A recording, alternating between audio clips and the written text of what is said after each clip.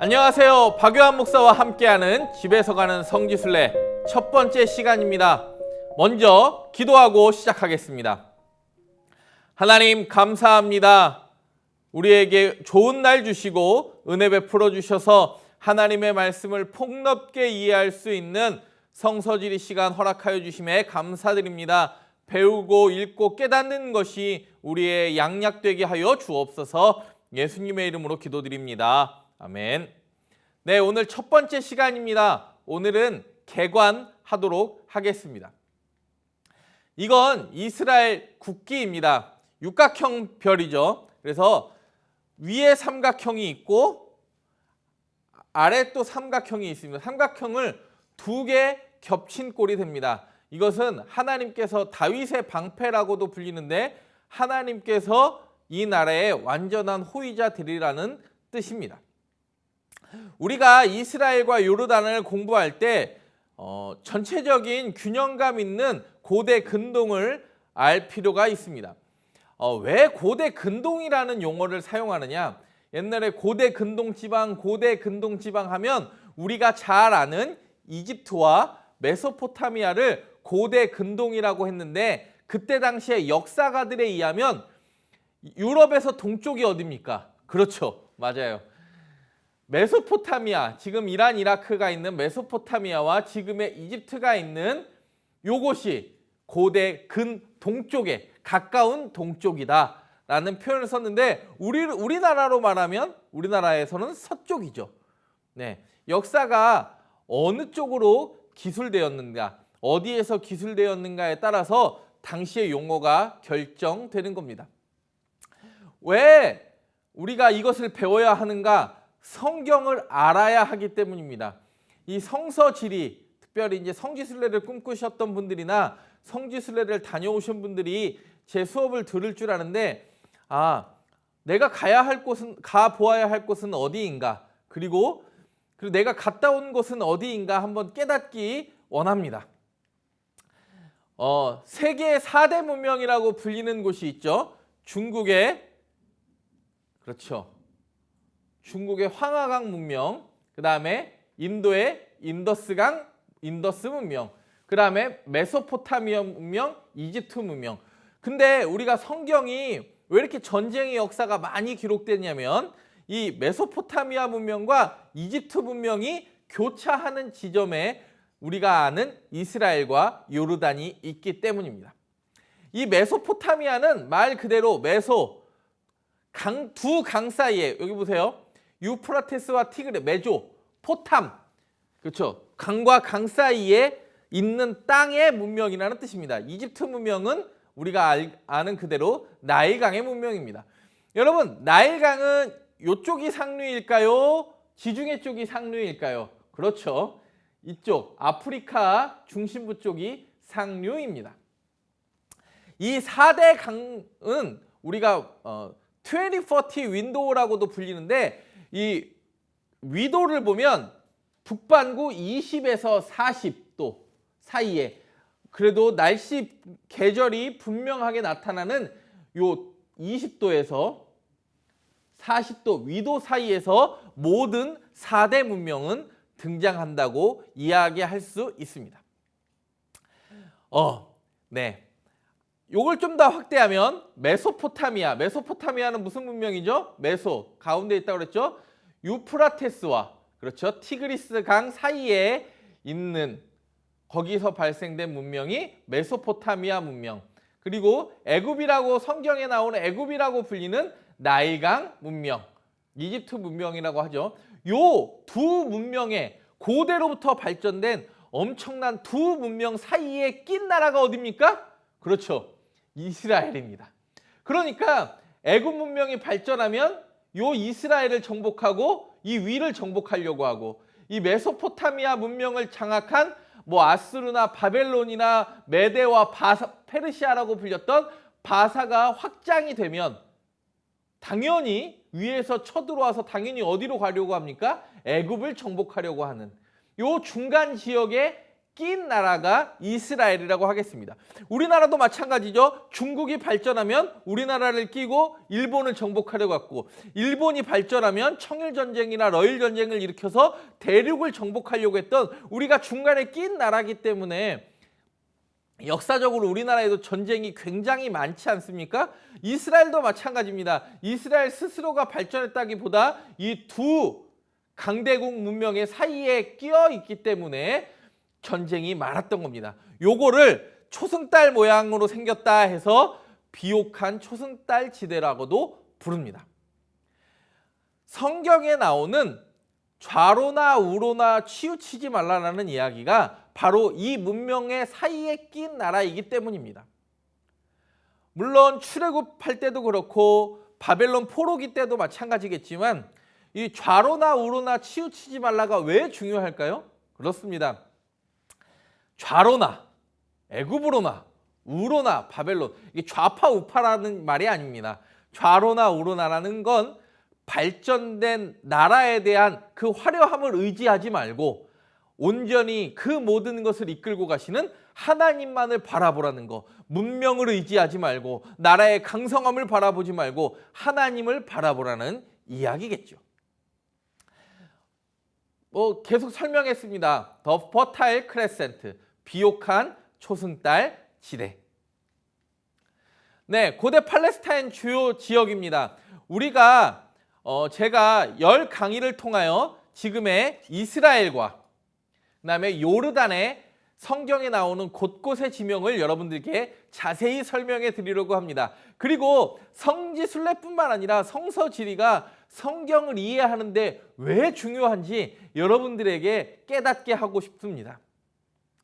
알면 알수록 성경은 즐겁습니다. 특별히 성서지리를 이해한다는 건 여러분들에게 큰 기쁨이 될 것입니다. 네, 보통 이 이스라엘을 바라보면 그렇죠. 예루살렘에서 베들레헴은 8km밖에 떨어져 있지 않습니다. 직선거리로 그렇습니다. 그래서 이렇게 보면 딱 보면 이스라엘은요. 여기 골란 고원, 갈릴리 남쪽에서부터 헬몬산에 이르는 골란 고원. 여러분 골란 고원이 있다라는 거 우리나라도 게마 고원이 있잖아요. 이스라엘에서는 골란 고원이 있으니까 중동이 굉장히 더울 것만 같지만 골란 고원에서는 일교차가 크기 때문에 사과나 오렌지가 아주 잘 재배됩니다. 그리고 이스라엘은 이 흰색은 대부분 산지를 이야기합니다. 녹색이 평야예요. 3대 평야가 등장합니다. 첫 번째는 무슨 평야겠습니까? 블레셋 평야, 그 다음에 샤론 평야, 그 다음에 아코 평야와 연결된 이스라엘 골짜기가 초록색으로 등장합니다. 그리고 요 갈릴리 호수와 헬몬산까지에 이르는 요 상부 요단강이 훌라 골짜기라고도 불립니다. 여러분 여기서의 특징이 뭔지 아십니까? 제가 요 갈릴리 호수가 여기 있잖아요. 갈릴리 호수와 사해를 연결하는 강만 요단강이라고 착각하기 쉬운데 그건 틀린 이야기입니다. 갈릴리부터 사해까지 이르는 강을 하부 요단강, 그 다음에 헬몬산 주위에서 발원된 단에서부터 흐르는 물, 그래서 요르단이잖아요. 단에서 흐른다. 이 라이스가 나중에 이름이 뭘로 바뀌죠? 그렇죠. 단으로 바뀌죠. 단에서 흐른다. 그래서 이 라이스에서부터 갈릴리까지 흐르는 걸 상부 요단강이라고 합니다. 그래서 다큐멘터리 같은 동영상을 보실 때 요단강에서 래프팅 같은 거 하고 캠핑을 한다라는 건 대부분 이 상부 요단강에서 이루어집니다. 이 골란 고원까지가 지금 이스라엘 땅이니까요.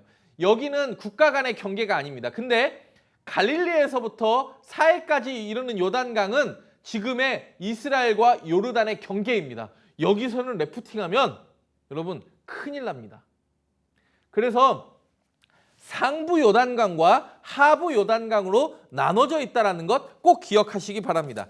여러분 혹시 이제 지도를 구입하신 분들이 계실 텐데 이 입체 지도를 보면 여러분 이 울퉁불퉁한 면들과 그 다음에 갈릴리 호수와 그 상부 요단강, 그 다음에 사해, 이 하부 요단강, 그리고 입체의 그 지명들이 잘 나와 있으니까 여러분들 공부하실 때마다 이 지도를 보시면 아주 유익한 입체 지도가 될 줄 압니다. 이스라엘과 팔레스타인의 영토 변화입니다. 이스라엘은 1947년에 독립했습니다.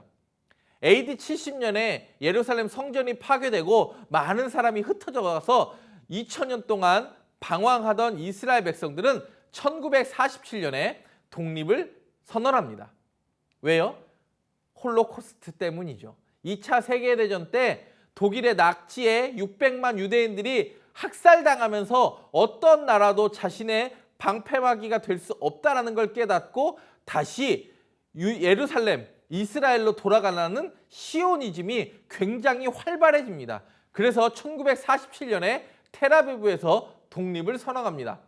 그리고 1948년에 1차 독립전쟁, 그 다음에 2차, 3차, 4차 독립전쟁, 소위 말하는 중동 전쟁을 거치고 현재에 이르는 이스라엘이 탄생합니다. 이 검은 건 여전히 팔레스타인 사람들이 다스리는 곳입니다. 1947년에는 거의 사막밖에 이스라엘이 차지한 땅이 없었는데 그 네 번의 중동 전쟁을 거치고 현재에 이르기까지 팔레스타인은 점점 쪼그라들고 이스라엘은 지금 현재 이스라엘 내에서 영향력을 확대하는 것을 이 지도를 통하여 볼 수 있습니다. 나중에 요 얘기입니다. 1946년 유엔의 독립선언, 48년의 독립선언이 일어나기 전까지는 흰색을 제외한 모든 땅이 팔레스타인 땅이었습니다. 근데 불과 1년 만에, 그렇죠, 흰색이 많아지고 현재는 흰색이 훨씬, 이스라엘, 유대인들이 차지한 땅이 훨씬 많아졌습니다. 저는 이 중동 전쟁의 역사를 참으로 좋아합니다. 이 1차 독립전쟁으로부터 수에즈 운하라고, 수에즈 전쟁이라고 불렸던 2차 전쟁, 3차, 4차 욤키푸르 전쟁이나 4차 중동 전쟁 참 좋아하는데 여러분들 제가 나중에 기회가 되면 요 이스라엘 현대사의 이 영토 변화의 역사를 자세히 한번 설명해 드리도록 하겠습니다. 팔레스타인 인구는 약 500만 명이고 유대인의 인구는 약 800만 명이라고 이야기들 합니다. 그래서 이스라엘의 인구를 볼 때 800만 명, 그 다음에 유대인이 600만 명, 아랍인들이 100만 명이 100만 명이 훨씬 넘죠. 그래서 800만 명의 인구를 분포를 지닌다고 이야기합니다. 이스라엘은 우리로 말하면 그 남북으로 굉장히 긴 나라죠. 위도 그 경계를 보면 30도 선에서 몇 도까지 올라갑니까? 33도 선 위까지 올라갑니다. 그래서 남쪽 끝이라고 하는 에일랏에서부터 북쪽 끝이라고 하는 골란고원 헬몬산까지의 이 남북의 길이를 약 560km. 우리로 말하면 부산에서 우리나라가 남한은 서울에서 부산까지의 직선 거리가 한 350km 정도 되지 않습니까? 그러니까 남북으로 길게 늘어나니까 온도 변화가 심하고 동서는 96km밖에 안 되지만 제가 여러분 지도를 보시면 아시겠지만 동서로는 96km밖에 안 되지만 높낮이 차가 굉장히 커요. 지중해를 0으로 봤을 때 예루살렘과 헤브론을 800고지, 700에서 800고지, 그리고 사해가 마이너스 400고지니까 동서로는 96km밖에 거리가 떨어져 있지 않지만 고도 차이가 워낙 크게 나기 때문에 온도 변화가 굉장히 심한 나라가 어느 나라입니까? 이스라엘입니다. 남북으로는 560km, 동서로는 96km 정도 길이를 보유하고 있습니다. 이걸 보면 자세히 알습니다. 여러분들이 이거를 꼭 아셔야 성경을 이해하는데 굉장히 중요합니다. 지중해를 해발 0으로 봤을 때 예루살렘이 해발 700에서 800고지입니다. 800m. 그리고 여리고가 해발 마이너스 216이고 사해가 해발 지금은 더 많이 낮아져서 마이너스 414까지 내려왔습니다. 그러면 사해 마이너스 400에서 800인 예루살렘까지의 고도차는 얼마입니까? 그렇죠. 1.2km예요. 그러니까 여리고가 마이너스 216이고 예루살렘이 800이니까 요거의 차이도 여리고에서 예루살렘의 고도차도 1km예요. 그래서 여리고에서 예루살렘을 뭐라고 표현합니까? 올라간다라는 표현을 하는 겁니다. 여러분, 이 고도 차이가 성경에서 어떤 의미를 가져오게 되는지 잘 보시기 바랍니다. 이게 동서로 단면이에요. 동서 단면. 그렇죠? 그리고 여기 암만 보이시죠? 요르단의 암만은 약 1000에서 1200 고지입니다. 그래서 여기서 이 지도에서도 보면 예루살렘보다 더 높은 데가 어디입니까? 그렇죠. 요르단 산지예요. 요르단 산지는 1000에서 1200. 네, 굉장히 높습니다. 이거는 남북으로 자른 거겠죠? 그렇죠. 헬몬산 보이시죠?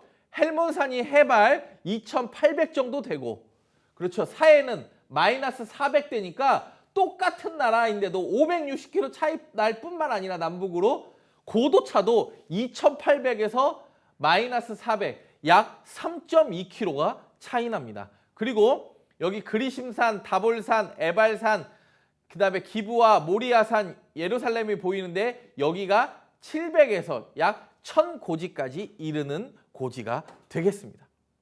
여러분 어떻게 이해가 잘 되시나요? 혹시 이해가 되지 않으신다면 한번 여러분들이 성경을 통하여 제가 설명해 드릴 때 한번 잘 들어볼 수 있기를 원합니다. 그래서 동서로 잘랐을 때 지중해가 해발 0이라고 하니까 여러분 보세요. 유다 산지까지 올라가요. 요게 유다 산지는 브엘세바, 헤브론, 베들레헴, 예루살렘, 베델까지가 유다 산지예요. 그러면 서쪽에서 바람이 불면 여기서 써 있습니다. 100m 상승할 때마다 0.5도씩 하강하니까 이쪽에는 비가 많이 내리겠네요. 그렇죠. 그래서 예루살렘의 서쪽으로는 초지가 있고 여기서 우리로 말하면 높새바람 아시죠? 태백산맥에 우리는 동쪽에서 부는 바람이 높새바람이지만 이쪽에서 100m 하강할 때마다 온도가 1도씩 올라가니까 여기가 유대 산지 광야가 되는 겁니다. 그래서 예루살렘에서 보면 서쪽은 푸른 초원이 있는데 동쪽은 예루살렘의 동쪽은 유대 광야가 드러나는 겁니다. 그러면 여러분 보세요. 여기 700에서 800고지에서 마이너스 400까지 꺼집니다. 그러면 여기에 똑같은 시대에 만약에 여기가 예루살렘이 0도라고 하면 지금 똑같은 시기에 사해는 몇 도일까요? 12도입니다. 왜요? 1.2km가 차이 나는데 온도가 100m 내려갈 때마다 1도씩 상승하니까. 과학 시간은 아닌데요. 여러분 잘 보세요. 이게 어떻게 성경에 표현되는지 잘 보세요. 예루살렘 산지에서 사해까지 내려가는 데는 겨울에도 추울까요? 더울까요? 더워요. 그래서 아모스에서도 보면 여름궁, 겨울궁 이런 얘기가 나와요. 그리고 헤롯도 겨울궁이 있었고 여름궁이 있었다고 하는데 요 지형 때문에 여름궁과 겨울궁이 생기는 거예요. 왜요? 예루살렘은 해발 고도가 800m, 우리로 말하면 대관령 같은 곳이니까 여름에도 덥지 않고 예루살렘, 헤브론 이런 곳은 시원하겠죠. 그래서 여름궁은 대부분 그 유다 산지에 있는 거고. 근데 해발 800m가 겨울에는 여기가 예루살렘에 눈이 옵니다. 헬몬산에만 눈이 오는 게 아니라 가끔 눈이 옵니다. 어떤 분이 저한테 질문했습니다. 지난주 중에 목사님 이스라엘에도 눈이 옵니까? 중동은 그냥 더운 줄만 알았는데 아닙니다.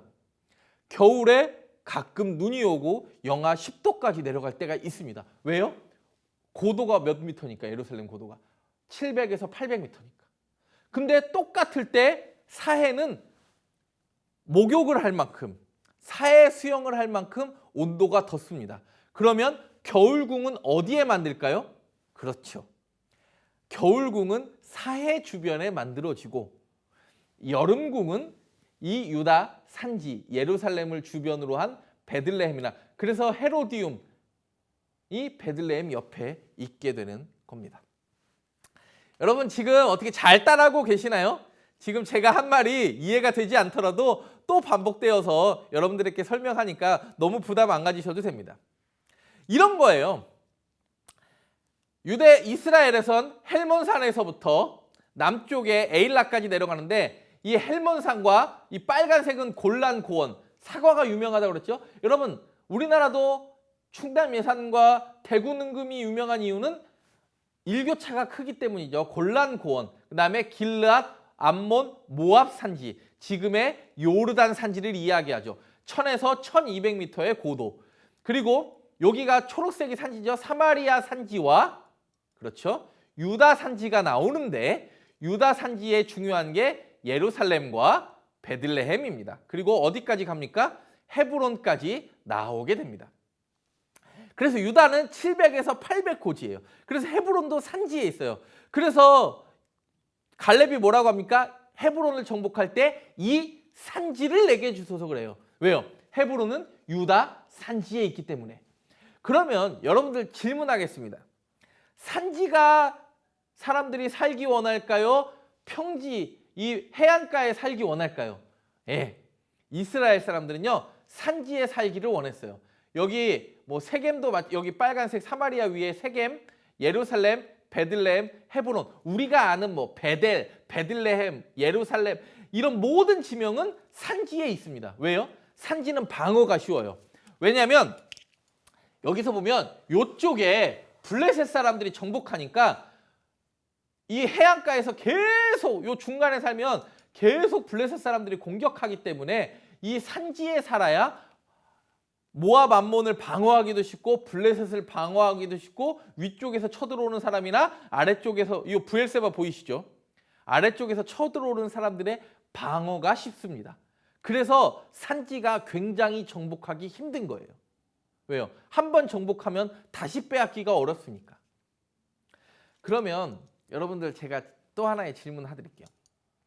여기 보면 소래골짜기 보이시죠?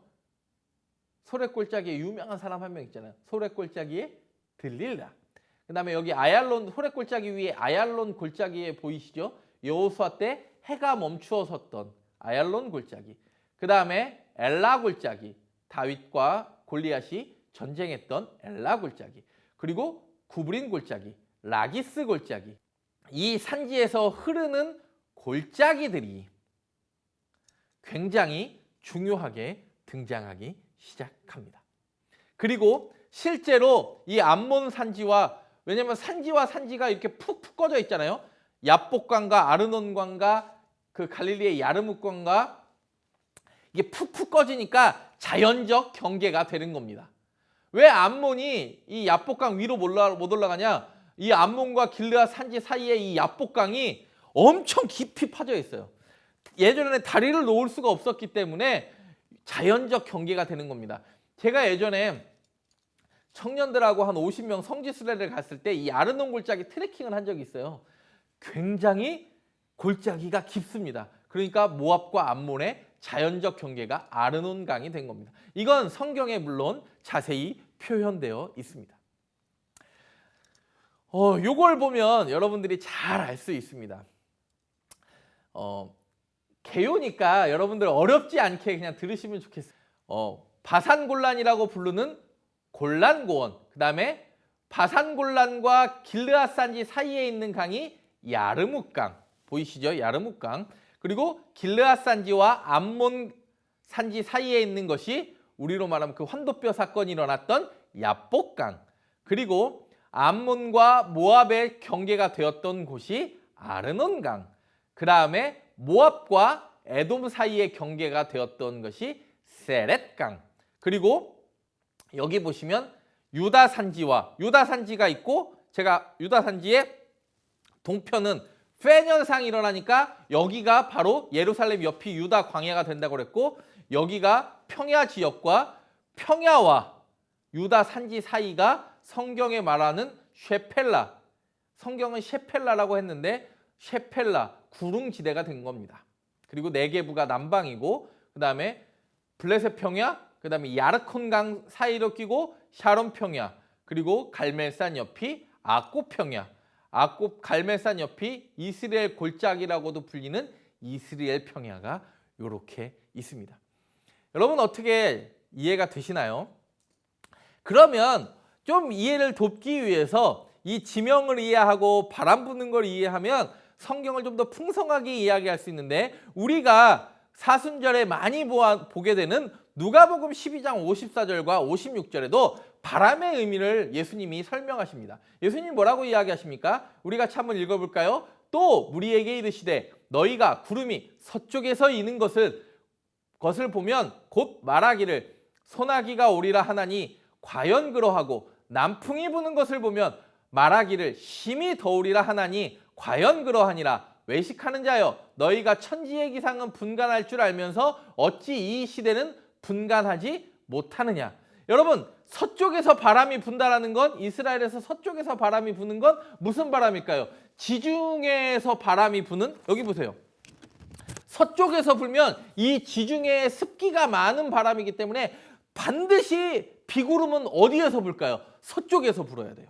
그러면 남풍은 완전히 사막이죠. 네게부 사막. 여러분 제가 설명해 드렸잖아요. 서풍이 불면 이 지중해에서 불어오는 바람이지만 남풍이 불면 네게부와 에돔과 같은 남풍이 붑니다. 그러면 남풍이나 동풍이 불면, 이 유다 산지에서 바람이 불면 남풍이나 동풍은 굉장히 건조한 바람입니다. 근데 서풍은 비가 온다고 이야기합니다. 여러분 이해가 되시나요? 이해가 되셨습니까?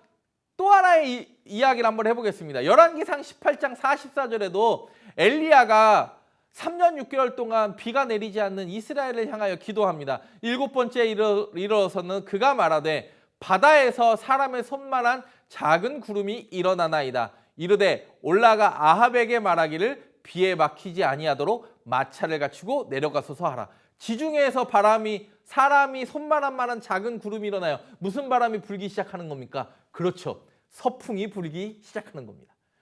그렇죠. 이게 여기 보세요. 여기가 갈멜살이잖아요. 갈멜살, 불이 내린 곳. 지중해, 바다에서 구름이 일어나면, 서풍이 일어나면, 그렇죠, 비가 오기 시작하는 겁니다. 여러분 이게 이스라엘 골짜기에서 내려다본, 무흐라카라고 불리는 엘리야 수도원에서 내려다본 이스라엘 골짜기입니다. 여기 흰색 점 보이세요?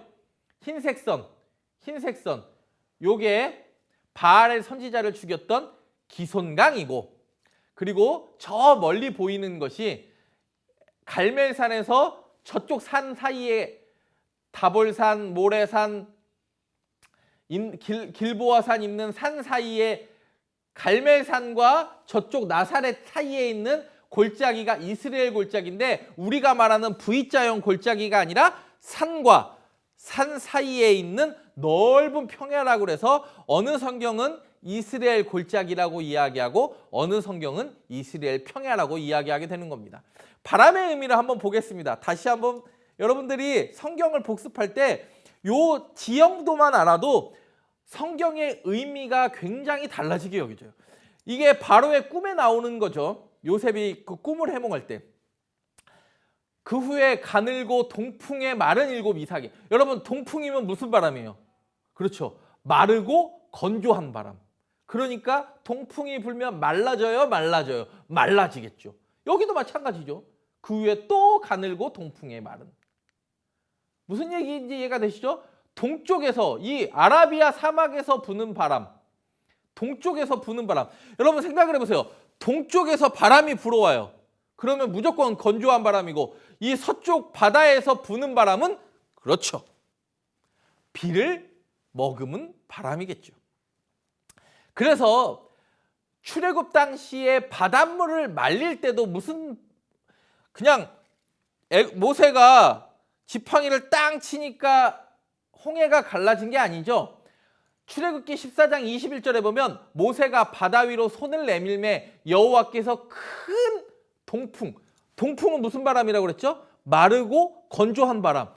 건조한 바람이 바닷물을 물러가게 하시니 물이 갈라져 바다가 마른 땅이 되었다라는 표현을 합니다. 여러분 여기 영화를 많이 보셔서 그런데 모세가 손을 내밀어 가지고 홍해가 쫙 갈라지는 게 아니라 마르고 건조한 동풍이 하루 밤새도록 그 바닷물을 말려버리는 겁니다. 영화처럼 막 이렇게 쫙 갈라지는 게 아닙니다. 바람의 의미가 또 등장을 합니다. 해가 뜰 때, 물론 성경에 여기 말고도 많이 등장을 하는데, 해가 뜰 때 하나님이 뜨거운 동풍, 그렇죠, 동쪽에서 부는 바람, 사막 바람이니까 마르고 건조한 바람, 이것이 요나의 박넝쿨을 말려버립니다.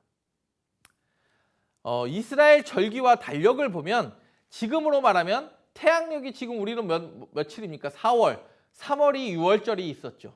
근데 태양력은 3월이지만 1월이 종교력으로 1월, 아빕월, 가나안식 발음으로는 아비월에 그달 첫째 달 14일.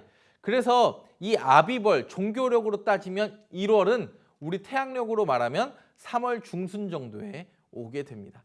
사실 요거를 이스라엘 절기와 달력을 잘 알면 성경을 충분히 이해할 수 있습니다. 왜냐하면 지금의 우리가 따지는 그레고리우스력이라고 불리기도 하는 이 태양력으로 이스라엘은 1월, 2월, 10 이렇게 나눈 게 아닙니다. 그렇죠? 태양력과 종교력이 매우 다릅니다. 이게 한여름의 이스라엘입니다. 이스라엘은 지중해성 기후를 가지고 있습니다. 지중해성 기후는 무엇입니까? 겨울에 고온, 다습하고, 겨울에는 습하죠. 그리고 여름에는 고온, 건조한.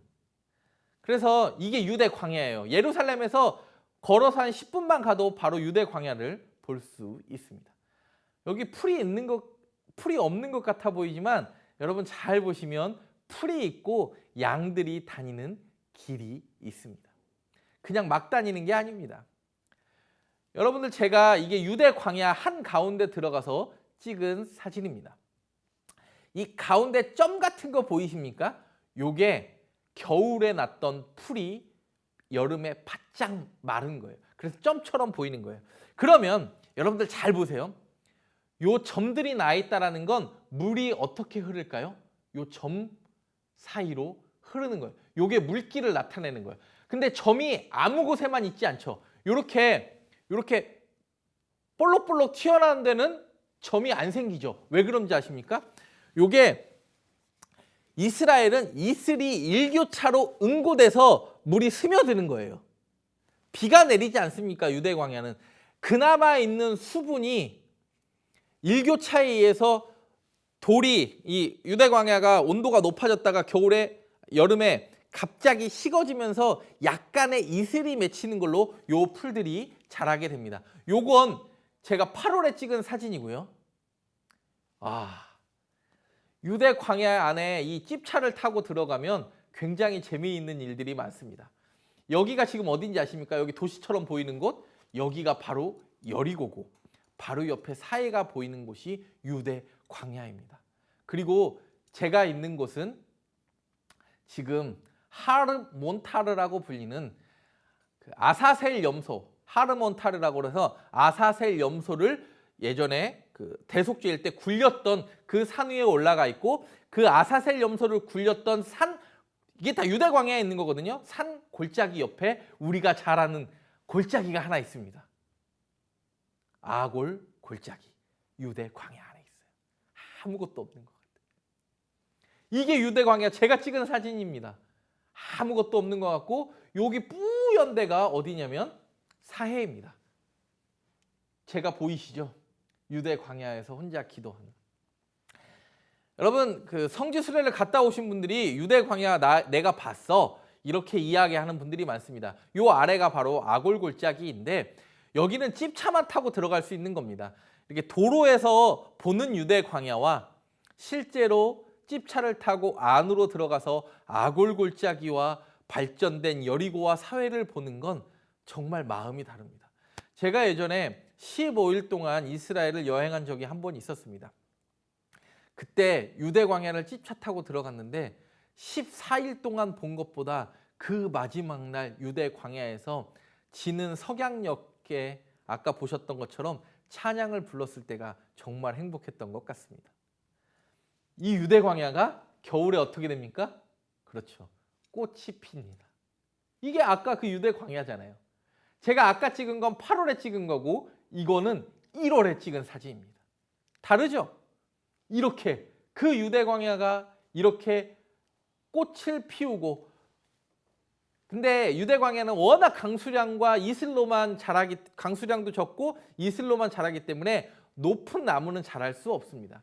그래서 낮은 꽃들이 만발하는 곳이 유대 광야예요. 요 풀들이 건기를 지나며 마르면서 양들이 그 마른 건초를 찾으러 다니는 것입니다. 여러분 너무 아름답지 않습니까? 유대 광야가. 풀들이 다윗이 고백했던 것처럼 다윗은 이 산지의 지형을 잘 알고 있었습니다. 여호와는 나의 목자시니 내게 부족함이 없으리로다. 그가 나를 푸른 풀밭에 누이시며 쉴 만한 물가로 인도하시는. 근데 날마다 뉴질랜드 같은 푸른 풀밭은 아닙니다. 우기에는 약간의 풀이 자라지만 건기에는 마른 땅 같지만 하나님이 살게 하시는, 사망의 음침한 골짜기, 아골골짜기 같은 빈들을 내가 두려워하지 않는 이유는 하나님이 나 지켜주십니다. 요셉도 그렇게 고백합니다. 요셉도 헤브론에 있었는데 아버지가 떡을 주라고 하니까 어디까지 올라가죠? 그렇죠. 세겜을 지나 도단까지 올라갑니다. 왜요? 계절에 따라 풀의 위치가 달라지기 때문입니다. 여러분, 성서지리 이제 성지순례 개관 시간이었습니다. 어떻게 이해가 잘 되십니까? 다음 편에 베들레헴을 한번 해드릴 텐데 이제 지금 시간 이해가 되시지 않았더라도 베들레헴부터 차근차근 또 여러분들의 시야가 넓어져 성경을 볼 때 좀 더 깊이 묵상할 수 있는 여러분 좋은 기회가 되었으면 좋겠습니다. 기도하겠습니다. 하나님 감사합니다. 첫 번째 개관 시간을 마칩니다. 우리가 이 성서지리의 시간을 통하여 성경을 보는 시야가 넓어지게 하시고 더 깊어지게 하여 주옵소서. 예수님의 이름으로 기도드립니다. 아멘.